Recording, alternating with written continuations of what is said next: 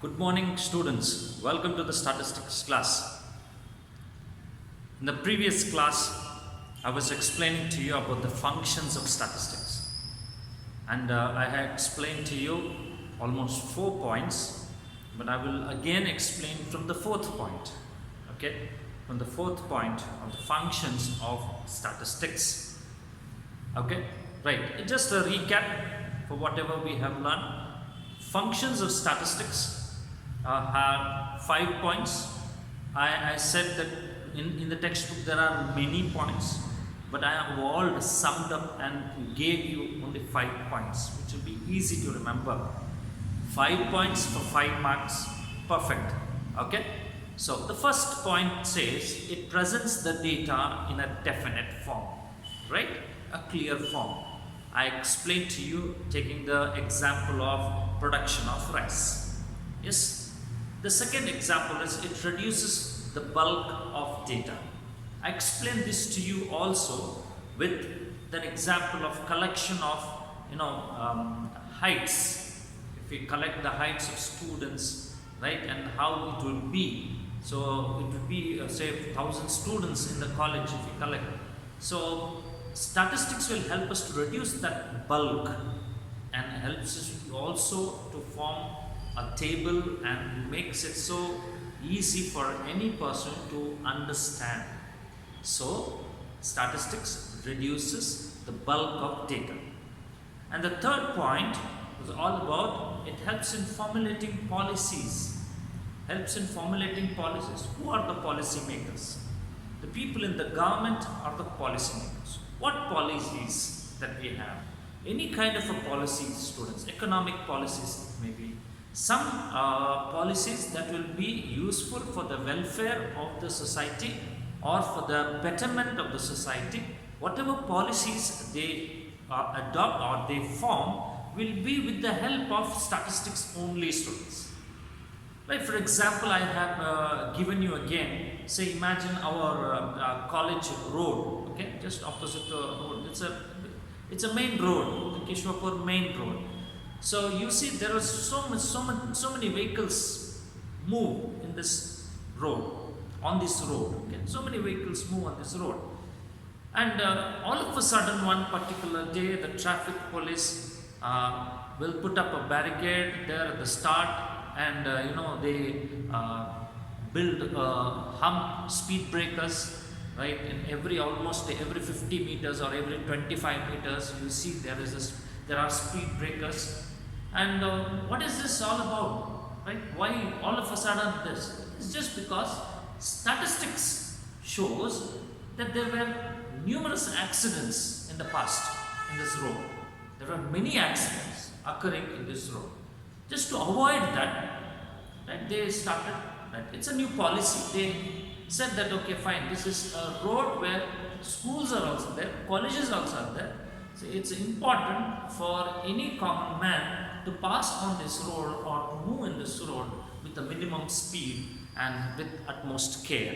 So that is the reason why they have built speed breakers every 25 meters. This is what we can say. This is how it is. It's a policy. It's a rule. It's a regulation. How did they do it? It's only just with the help of statistics. Okay? Right. The next one is the fourth point. It helps in forecasting and decision making. It helps in forecasting and decision making. Now, what is this forecasting means? Forecasting means it's all about telling about the future. Okay? Understanding about the future. You're not telling, you can say understanding about the future. Okay? So, for example, you want to improve your business. Okay? You want to improve your business, right? Or you want to expand your business, you can say. To improve or to expand your business, right? All of a sudden, okay, you have a little bit finances, you cannot start doing it. You need to understand what has happened in the past, right? You need to understand about your business, how the business is going on in the last few years since the establishment of your business. So imagine since 7 years, you take a record and give that record of your investments, of your profits, of your losses, all that to the statistician, and the statistician will analyze, understand that, and he will tell about the future. Okay, the future of your business is very good. The future is very bright. Why? Because the statistics says every year you have so much of increase in your profits, so much of sales have increased, so much of percentage of profits have increased. This is what the statistician will try to analyze with regard to the data and tells you. That's why. That's what he said. The future is very good. You may think about expanding it. He may say. So when he tells that, immediately the person who is a businessman will take a decision of expanding the business. Otherwise also, if the business in the 7 years is not going good, then he also will tell, the statistician also will tell, these are the areas, this is what it has happened. So I think you need to close down, or I think you need to work out on your business. So based on that, again the businessman will take a decision either to close down or either to work more hard based on that statistics that the statistician will give it to us. So that's why it says that it helps in forecasting and decision making. And the last one is it helps in comparisons. Obvious, students, statistics helps in comparisons. Okay, it helps in comparing two sets of relative data. Like for example, you want to know who is the best batsman in the world, who is the present best batsman in the world. So what are you going to do when you're going to understand and tell about who will be the best batsman in the world? What are you going to do? You should have some data with you. Yes or no? Say for example, Virat Kohli, okay, Virat Kohli and some cricketer of or maybe England cricketer, anybody you can just take, right? So what is that you need to have? You need to have the statistics about both the matches they played, the number of test matches they played, number of one-day internationals they have played, number of T20 matches they have played, what is the batting average in the test, what is the batting average in the one-day internationals, what is the batting average in T20, how many centuries both of them have scored, how many half centuries they have scored, how many duckouts, how many runouts, right? All these things, you need to understand that statistics will help us to compare who is the best. Yes or no, students? Yes. So statistics helps in comparisons. Understand? So these are the 5 functions of statistics. Number 1, it presents the data in a definite form. Number 2, it reduces the bulk of the data. Number 3, it helps in formulating policies. Number 4, it helps in forecasting and decision making. And number 5, it helps in comparisons. Okay? So this is what is all about that. Now let's think about the limitations of statistics. Limitations. Everything and every phenomenon will be having a limitation. Limit means a boundary set. Beyond that boundary, we cannot use it, and it is not useful also, it will not be applied also, and it is not worth to put it into that. So there is a boundary. If I just have to explain this to you, I have to explain to you. You're right, we eat limit. Yes or no? We eat limit. Right? We cannot keep on eating together complete every day or continuously for 24 hours. You cannot keep on eating. Right? This also has some limit. Stomach also has some limit. Everything will be having a limit. Even statistics also has a limitation. It also has a boundary set. We cannot use statistics beyond that boundary. Okay, that's what you need to understand. So in that boundary, you need to understand what is that boundary for. So the first point says that statistics does not deal with individual data. Statistics does not deal with individual data. What does it mean? Now, whenever you are studying limitations of statistics, students, always relatively compare this with characteristics of statistics. Study with the comparison of statistics. Okay, what are the characteristics of statistics? The first one, they said it's an aggregate of facts. It's an aggregate of facts means what? Totality of facts. Only when we have too many facts together, then only we can call them to be as statistics. Is it yes or no? But here they said the same thing. It does not deal with individual facts. One single information is not called statistics. Collection of facts is called as statistics. So what comes under the limitations? If at all you have only one single information, we cannot call that to be a statistic. Only a group of numerical informations can be called as statistics. So that is there in the boundary. Group of data, group of numerical data is in the boundary. One single information is outside the boundary. Okay. Number 2. It does not deal with qualitative data. Again, how we can compare this? Right? We can go for the third characteristics of statistics. What the third characteristic of statistics says? Statistics are numerically expressed. Statistics are numerically expressed. Whatever you have to represent it in terms of numbers. That's what it says. It does not deal with quality. Quality when we say good, super fine, very good. These are the words. Right? Whatever it is, we have to express it with numbers. Your performance with numbers. Your examination performance with numbers. Right? Your product, whatever the product that you use, that also we have to express it in numbers. What do you rate about the product and number 1 to 5? 1 being the best, 5 being the least. We say number 1, it is number 1, the first number 1 product, we can say. Okay? You can put it, express it in numbers. When we express it in numbers, it is statistics. That's why it does not deal with qualitative data.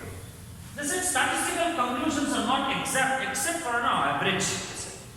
Always when we conclude, when we have to interpret, students, okay, when we interpret, when we estimate, like we collect the data and we estimate. We estimate means we tell, okay, this may happen, this will be, this may take place, this is the value. No, it may be like this. Like for example, I take the data about the rain, okay, past 5 days, looking at that the amount of rainfall that we have received. I take that data and then calculate, and I will say that tomorrow you may get something around 2 centimeters rainfall or 3 centimeters rainfall. If I just tell it to you, then what will it be exactly 2 centimeters or 3 centimeters? No. Right? Statistical conclusions will not be exact, but based on the relative facts we will be estimating. The estimations will not be exact. Definitely it will be more, a little bit less, but not exactly most of the times. Okay? But whenever you are doing it for the average, the answers, conclusions are the perfect ones. Okay? Right. Common man cannot handle statistics. Common man. Who is a common man? The one who does not understand statistics or who has not studied statistics, he is a common man. Like any person on the road, if he has not studied statistics, he is a common man.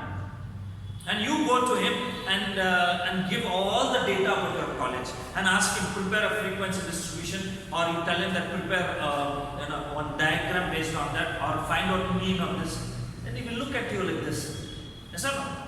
What are you saying to me? I'm a normal man. How I can do it? Right? Because he is just a common man. Who can handle statistics? It's only the person who studies statistics. Like us, you and me. We have studied statistics. We are studying statistics. Only we will be able to handle statistics. If any data is given to you, immediately you will come to know, okay, my process is after collecting the data, I have to do the presentation of the data. Then I have to analyze the data. Then I have to interpret the data. This whole process comes. Automatically comes into our mind and we start doing it. Then the data will be meaningful, whatever will be given to you, and everybody will start understanding. Yes. Right? So that means no, ordinary man or a common man cannot understand statistics or handle statistics. Only statistician can handle statistics. Okay? The last one, statistics can be misused, students. Yes, statistics can be misused. Statistics can be misused by you, by me, by you, right? By any person on the earth. Because statistics are all about numbers. And when we are expressing anything with numbers, everybody will believe. Everybody will believe.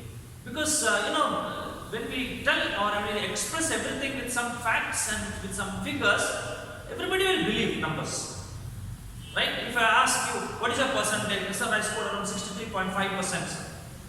Then immediately I start, okay, you are saying so accurately 63.5. That means you might have scored. May not be. Okay. You might have scored only around 40% also. So You are telling it to me 63. I believe all of a sudden when you tell it in numbers, I believe. Right? So statistics can be misused by any person, and because of the misuse, there is a lot of corruption here also. Okay, there is a lot of corruption. It's a huge topic, students. Right? This is a topic of we can discuss, we can debate it also. Okay, so I will leave it for you. Okay, I will leave it for you, and I will give you a kind of an assignment to you itself, saying that just write the misuse and distrust of statistics.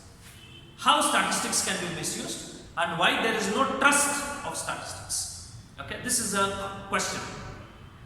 Give write the misuse of statistics and why the statistics is not trusted. Just write in your own words. Okay, think about it. Okay, search, maybe search in Google or wherever it is, search and just write and make a note of it and post it to me personally. Okay, so these are the limitations of statistics and these are the functions of statistics, students. I hope you have understood this. Okay, and there is one more concept that I need to explain to you, and I will explain it to you, and then I will close this first chapter. Statistics has two branches, students. Statistics has two branches. Okay, number one is called as statistical methods. Number two is called applied statistics. Okay, number one, statistical methods, and number two is applied statistics. Now, what are the statistical methods? All those methods of collecting the data, all those methods of presentation of data, all those methods of all that analysis, right, interpretation, whatever, is all in that statistical methods that we will be studying. Okay, we learn all these things. We learn, and when we take all these methods and use it in some other places, some other areas, specific areas, like for example, we use it in agriculture, or we use it in the industry, or we use it in the economics, we use it in the planning, okay, we use it in medicine, right? All those areas will be called as applied statistics. Why we are telling it as applied? Because we are using these techniques, these methods in those particular areas. We may be using it in industry, we may be using it in the field of agriculture, we may be using it in the field of, we can say it as in the field of medicine. We may be using it in the field of business. All these, when we use these methods of whatever we learn, collection, presentation, analysis, all that we use in those areas, and that area we call them to be as an applied statistics. Statistical methods and applied statistics. So in the first year of this, in this first year, PUC first year, we will be learning about statistical methods. Okay, how to collect the data, how to present the data, how to analyze the data, right? How to interpret the data. These are the things that we will be learning, students. Okay?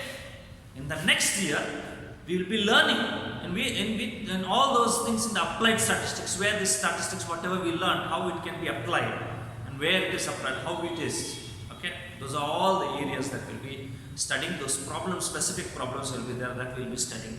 So these are the things that we will be learning in this statistics. Okay, students, I hope you have understood this. This ends the first chapter with an assignment, and I am leaving it to you. I am asking you to write down the misuse of statistics, how statistics can be misused, and why there is a distrust of statistics. How statistics can be misused, why there is a distrust of statistics. Okay. And another one I can give it to you is write the scope of statistics. Write the scope and application, you can say scope and application of statistics. Where this is being used, okay, where it has been applied, please write it. 2 assignments I am giving it to you. Okay, number 1 is how statistics can be misused, why there is a distrust. This is number 1.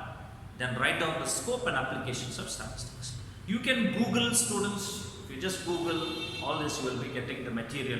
Fine, if you have a textbook, you can. If not, also. But understand, after reading an article based on that, you understand yourself and put everything in your own words. In your own words. Don't copy paste. In your own words, you present it, students. And this is how we need to learn. Okay? If you are doing the same copy pasting, then there is nothing that you will learn. Always try to be an individual. Try it by your own self. That is the most important. Okay? Fine. Thank you very much. We'll meet in the next class with a new concept. Okay? Bye.